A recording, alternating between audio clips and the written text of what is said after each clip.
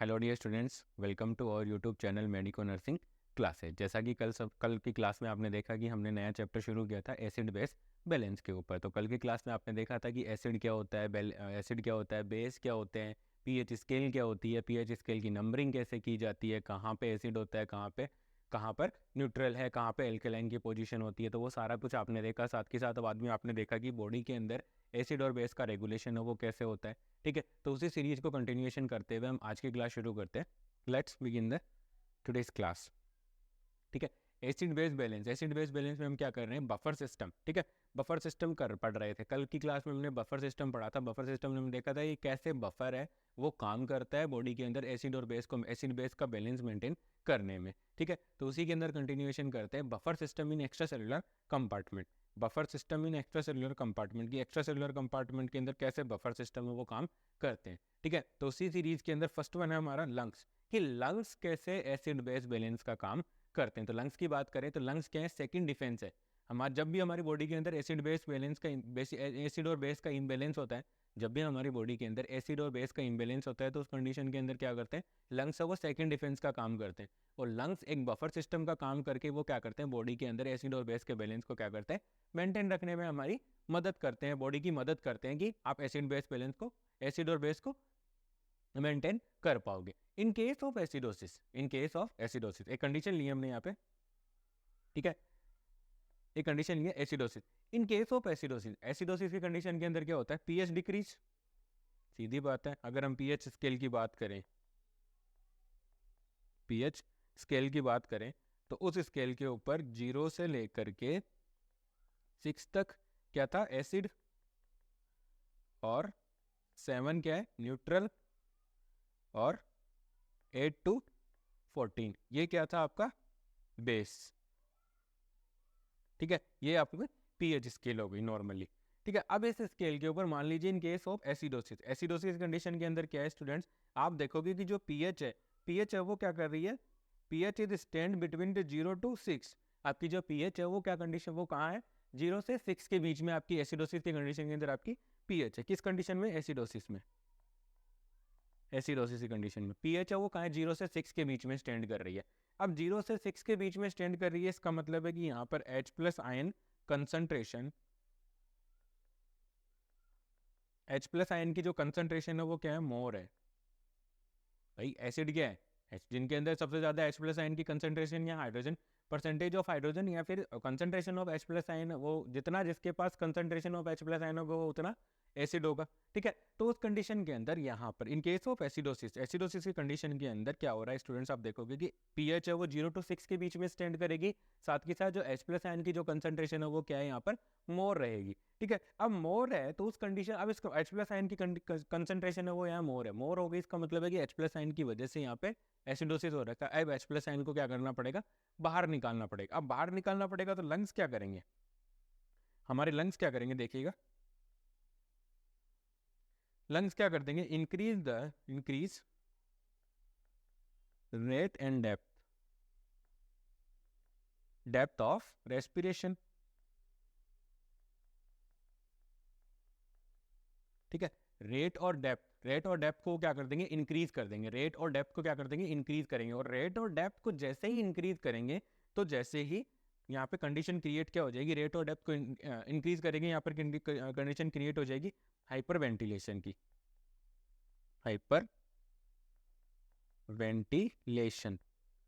Ventilation hyper ventilation की condition, जैसे ही hyper ventilation की कंडीशन क्रिएट हुई तो यहाँ पर क्या होगा, एक्सक्रिएशन या एक्सेल मोर H प्लस आयन, एक्सेल होगा H प्लस आयन। जैसे ही आप सांस छोड़ोगे उसके साथ H प्लस आयन वो क्या करेंगे, बाहर निकलेंगे, CO2 के साथ वो मिलकर के बाहर निकल जाते हैं। ठीक है, कार्बन डाइऑक्साइड बन के वो सीधा बाहर निकल जाते हैं, CO2 के साथ कंबाइन होंगे और CO2 के साथ वो क्या हो जाएंगे, बाहर निकल जाएंगे। अब जैसे ही एक्सेलेशन हुआ तो H प्लस आयन क्या हो गए, बाहर निकल रहे हैं तो क्या हो रहा है, decrease H plus ions concentration,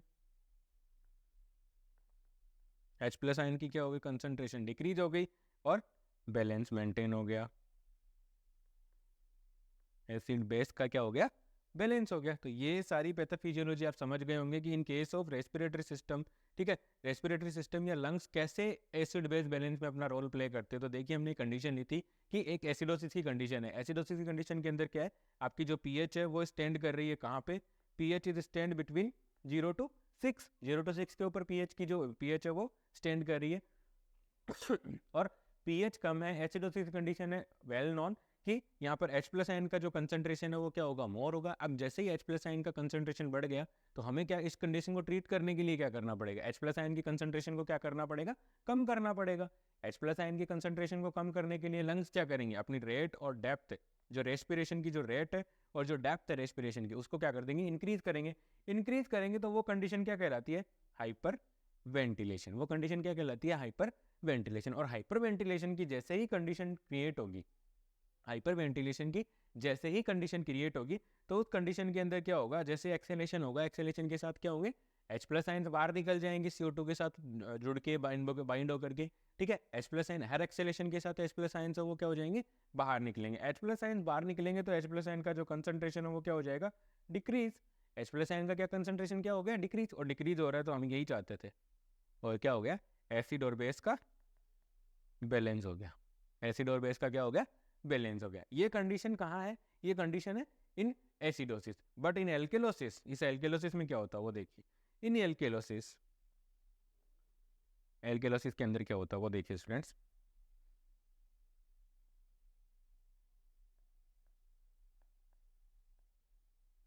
in case of alkalosis, alkalosis की कंडीशन के अंदर क्या होता है, यहाँ पे पीएच है, pH is stand between 8 to 14। यहाँ पर जो पीएच होगी वो 8 से 14 के बीच में पीएच है।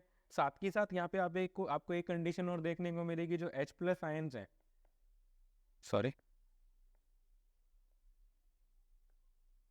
जो H प्लस आयन्स है वो क्या है, यहाँ पे लेस कंसंट्रेशन, लेस कंसंट्रेशन के अंदर H प्लस आयन्स है। तो अब हमें जो पहले किया था उसका उल्टा करना है, ठीक है। उसका उल्टा कैसे करना है देखिए। अब यहाँ पे क्या होंगे, लंग्स, लंग्स क्या करेंगे, डिफेंस मैकेनिज्म, ठीक है। अब यहाँ पे लंग्स काम करना शुरू करते हैं। लंग्स ने क्या किया, अपनी rate and depth, rate and depth of respiration,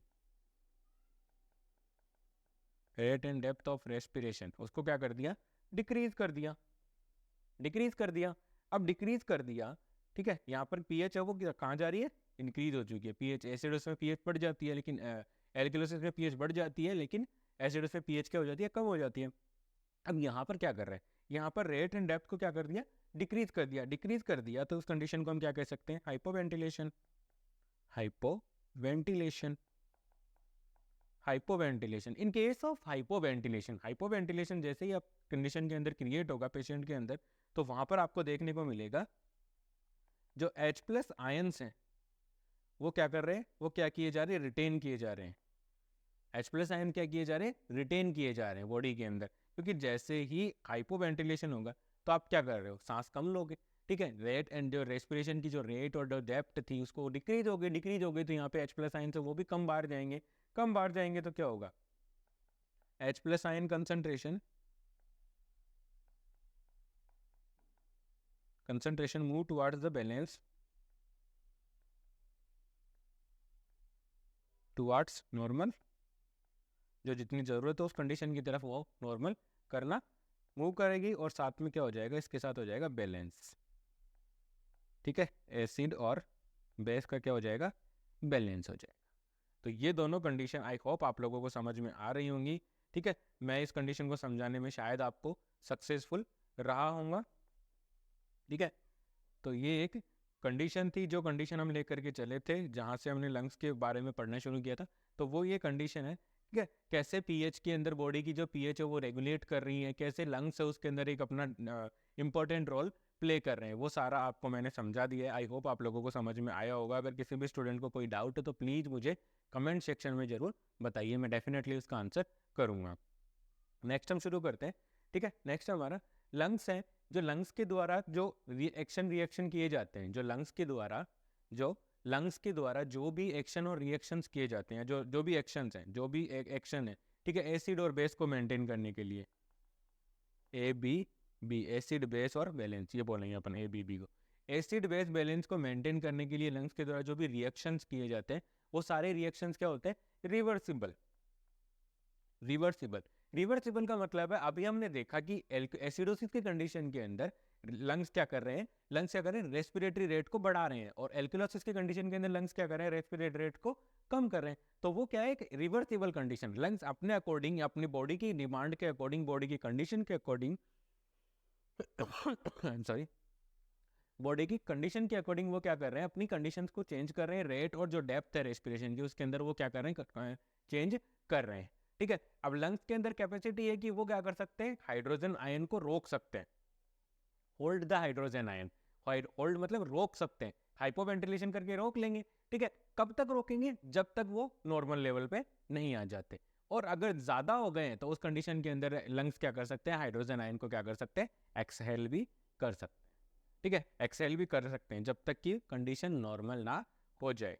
ठीक है। उसके बाद हमने देखा कि ये जो प्रोसेस है लंग्स के द्वारा, जो एसिड बेस बैलेंस की जो प्रोसेस है, उस प्रोसेस के अंदर नॉर्मली 10 to 30 सेकेंड का टाइम लगता है। और ये सबसे फास्टेस्ट रेस्पॉन्स आता है आपकी हमारी बॉडी से, सबसे फास्टेस्ट रेस्पॉन्स आता है। ठीक है। ये एक इंपॉर्टेंट पॉइंट है कि लंग्स को एसिड बेस बैलेंस की एक्शन शुरू करने में, ठीक है, उस कंडीशन के अंदर कितना टाइम लगता है? तो 10 to 30 सेकेंड के अंदर लंग्स है वो पूरी तरह से एक्टिव हो जाते हैं और एसिड बेस बैलेंस को मेंटेन करने की कोशिश करते हैं। मोस्ट इंपॉर्टेंट पॉइंट है। ठीक है। आई होप आप लोगों को समझ में आ रहा होगा। अगर किसी भी स्टूडेंट को कोई डाउट है तो प्लीज मुझे कमेंट सेक्शन में जरूर बताइए। नेक्स्ट देखिए, जब भी नोट है, एक इंपॉर्टेंट पॉइंट है, वेरी मोस्ट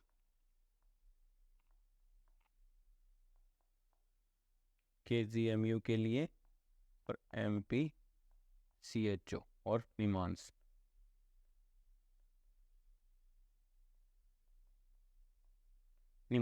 इन सब के पॉइंट ऑफ व्यू से अगर देखें तो ये वाले पॉइंट्स हैं वो बहुत ही इंपॉर्टेंट है। ठीक है। तो इस पॉइंट्स के अंदर हम क्या क्या बताया गया उसके बारे में पढ़ते हैं।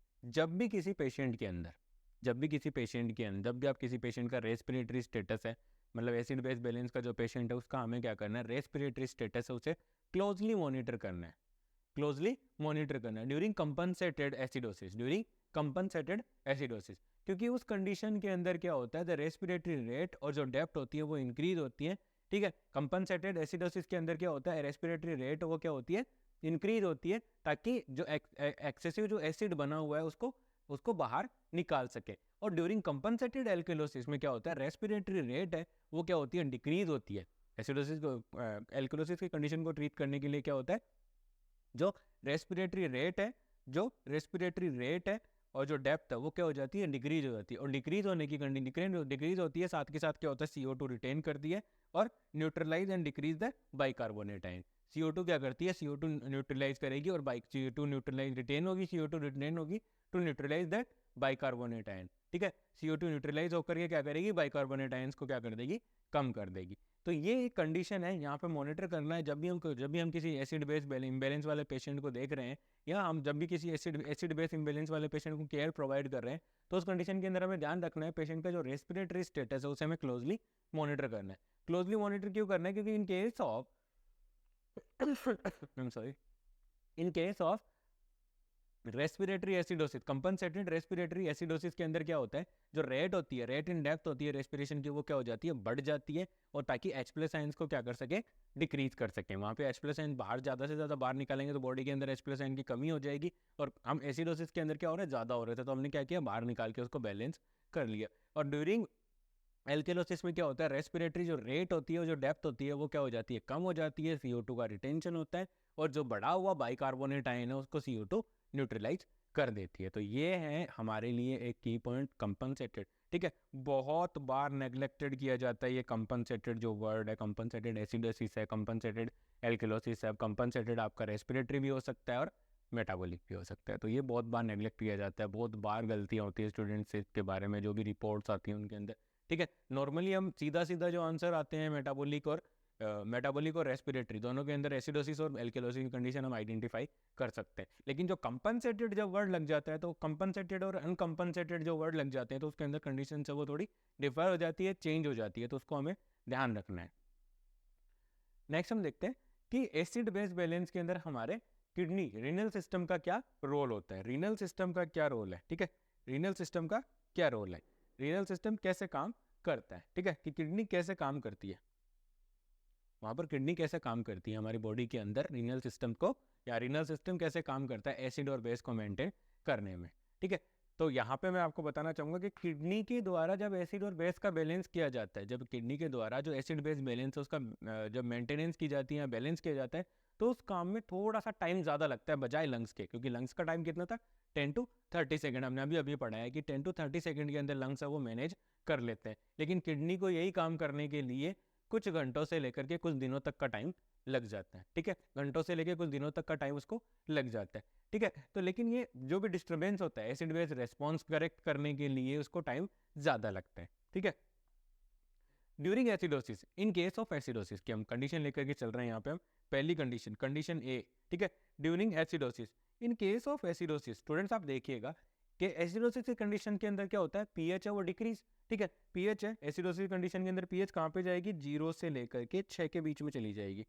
H प्लस आयन का कंसंट्रेशन बढ़ जाता है, पीएच है वो क्या हो जाती है, डिक्रीज हो जाती है, वो कंडीशन क्या कहलाती है आपकी, एसिडोसिस। अब एसिडोसिस है, एसिडोसिस कंडीशन के अंदर H प्लस आयन का कंसंट्रेशन क्या है, ज्यादा है, तो H प्लस आयन का कंसंट्रेशन जब ज्यादा है बॉडी के अंदर, ब्लड के अंदर, एक्स्ट्रा सेलुलर कंपार्टमेंट के अंदर H प्लस आयन का कंसंट्रेशन जब ज्यादा है, तो जो एक्सेसिव हाइड्रोजन आयंस है, जो एक्सेसिव हाइड्रोजन आयंस है वो कहाँ जाएंगे, रीनल ट्यूब्यूल्स में एक्सेसिवली सीक्रेट कर दिए जाएंगे। जो एक्सेसिव हाइड्रोजन आयंस है वो कहाँ चले जाएंगे, रीनल ट्यूब्यूल्स में सीक्रेट कर दिए जाएंगे, ठीक है, और रीनल ट्यूब्यूल्स में कंबाइन होंगे वो बफर के साथ, बफर के साथ कंबाइन होकर के वो क्या कहाँ चले जाएंगे, यूरिन के साथ उनको क्या कर दिया जाएगा, एक्सक्रिएट कर दिया जाता है, ठीक है। नॉर्मली इस कंडीशन के अंदर थोड़ा सा समझिए, एसिडोसिस, एसिडोसिस है, एसिडोसिस की कंडीशन के अंदर क्या क्या कंडीशन होती है, एक तो होती है आपकी सर पीएच है वो 0 से 6 के बीच में रहेगी, ठीक है, साथ के साथ H प्लस आयन का कंसंट्रेशन, H प्लस आयन क्या होंगे, मोर। अब H प्लस आयन मोर है तो अब इस कंडीशन को हमें बैलेंस करना है, एसिडोसिस की कंडीशन को हमें बैलेंस करना है, तो हमें एक हाई काम करना पड़ेगा, पीएच को तो बढ़ाना पड़ेगा और H प्लस आयन को क्या करना पड़ेगा, डिक्रीज करना पड़ेगा। तो वो कैसे करेगी, यहाँ पर आपको किडनी एक्टिवेट होगी, किडनी एक्टिवेट हुई, किडनी एक्टिवेट होते ही क्या हो जाएगी, किडनी क्या करेगी, जो एक्सेसिव H प्लस आयंस है, जो H प्लस आयंस है उन H प्लस आयंस को रीनल ट्यूब्यूल्स में भेज देगी, रीनल ट्यूब्यूल्स में। अब ये जो H प्लस आयन, जो एक्सेसिव H प्लस आयंस थे जो रीनल ट्यूब्यूल्स के अंदर चले गए, जो वो रीनल ट्यूब्यूल्स में जाने के बाद क्या करेंगे, combine with buffer, combine with buffer, buffer के साथ कंबाइन होंगे और H प्लस आयन क्या कर दिए जाएंगे, एक्सक्रिएटेड in urine, एक्सक्रिएटेड in urine.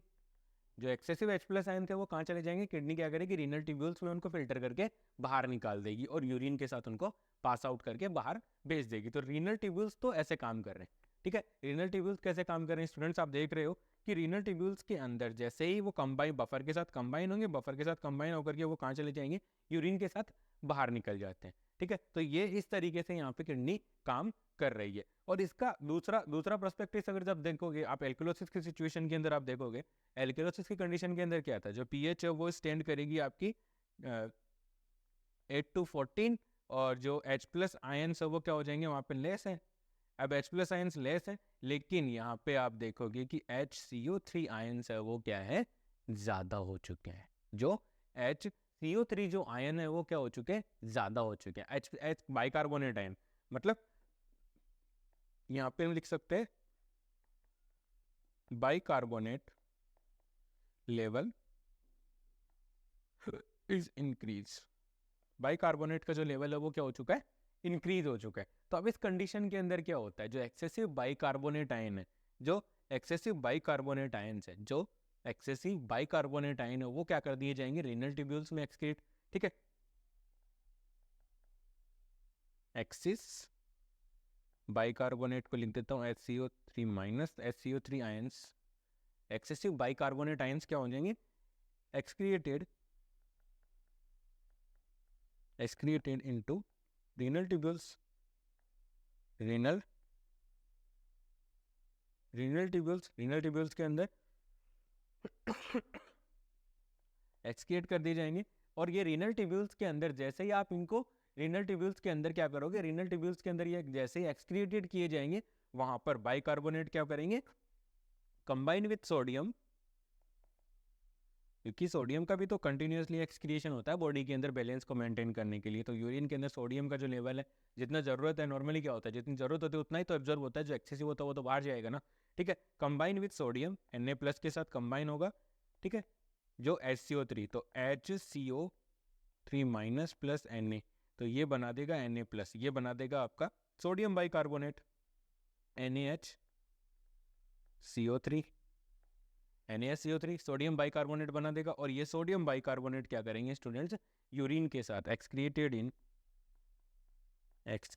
In urine, और ये क्या कर देंगे, यूरिन के साथ बाहर निकल जाता है। ठीक है, आई होप आप लोगों को समझ में आया होगा कि एल्केनोसिस की सिचुएशन के अंदर क्या होता है, पीएच है वो इंक्रीज हो गई, 8 से 14 के बीच में चली गई है पीएच, और एक्सेस यहाँ पे क्या हो चुका है, बाइकार्बोनेट आयंस है वो ज़्यादा हो चुके हैं। Respiratory in case of alkalosis के अंदर क्या, बाइकार्बोनेट आयंस का लेवल भी बढ़ चुका है। अब बाइकार्बोनेट आयंस का जो लेवल बढ़ा है, तो बाइकार्बोनेट आयन है वो एक्सेसिवली रीनल ट्यूब्यूल्स के अंदर फिल्टर किए जाएंगे। मतलब किडनी क्या करेगी, ज़्यादा से ज़्यादा बाइकार्बोनेट आयन को रीनल ट्यूब्यूल्स में भेजेगी। रीनल ट्यूब्यूल्स में जैसे ही बाइकार्बोनेट आयन पहुंचेंगे, वहां जाकर के वो क्या करेंगे, सोडियम के साथ कंबाइन हो जाएंगे और बना लेंगे सोडियम बाइकार्बोनेट, और ये सोडियम बाइकार्बोनेट यूरिन के साथ बाहर निकल जाता है। और इस तरीके से बॉडी के अंदर रीनल है वो पीएच बैलेंस करने में सक्सेसफुल हो जाती है। जो रीनल सिस्टम है वो क्या कर लेता है, एसिड बेस को क्या कर लेता है, मेंटेन कर लेता है। ठीक है, आई होप आप लोगों को दोनों कंडीशन समझ में आई होंगी कि किडनी कैसे काम कर रही है। ठीक है, अगर किसी भी स्टूडेंट को कोई भी डाउट है तो प्लीज़ मुझे कमेंट सेक्शन में ज़रूर बताइए, मैं डेफिनेटली उसका आंसर करूँगा। नेक्स्ट है selective regulation of bicarbonate occur in kidney. की किडनी क्या करिए, सेलेक्टिव रेगुलेशन। सेलेक्टिव रेगुलेशन का मतलब है कि जरूरत है उसको तो रखना है, और जिसकी जरूरत नहीं है उसको बाहर यूरिन के साथ एक्सक्रिएट करवा देना है। तो किडनी क्या करती है, बाइकार्बोनेट आयन को रिस्टोर करती है जरूरत पड़ने पे in case of acidosis. Acidosis के अंदर क्या होता है, बाइकार्बोनेट आयंस कम हो जाते हैं। अब बाइकार्बोनेट आयंस कम होंगे तो बाइकार्बोनेट का क्या करना पड़ेगा, एब्जॉर्प्शन करना पड़ेगा, रिटेन करना पड़ेगा। ठीक है, और जब ये बाइकार्बोनेट का रिटेंशन कर रही है, जब रिस्टोर कर रही है बाइकार्बोनेट आयन को, तो ये क्या करेगी, excreting the hydrogen ion. Hydrogen ion को तो एक्सक्रिएट कर देगी, और बाइकार्बोनेट आयन को क्या कर लेगी, बचा लेगी। H+ आयन को बाहर भेज देगी, लेकिन बाइकार्बोनेट को रोक लेगी। लेकिन in case of excessive hydrogen ion, जब हाइड्रोजन आयंस बढ़ जाते हैं तो उस कंडीशन के अंदर क्या करेंगी, ठीक है, जो एक्सेसिवली हाइड्रोजन आयंस है, ठीक है, जो एक्सेसिवली H+ आयंस थे इन केस ऑफ एसिडोसिस में, एक्सेसिवली जो हाइड्रोजन आयन है वो हाइड्रोजन आयन को करेगी in the urine in the form of phosphoric acid. ठीक है, फॉस्फोरिक एसिड के रूप में एक्सेसिव हाइड्रोजन आयन को क्या कर देगी, किडनी वहां पे बाहर निकालेगी। तो किडनी जब H+ आयन को बाहर निकालती है तो किस रूप में बाहर निकालेगी, फॉस्फोरिक एसिड के रूप में, फॉस्फोरिक एसिड के रूप में। इसीलिए आप देखोगे कि patient with renal disorder, renal disorder के पेशेंट होते हैं, ऑलवेज चेक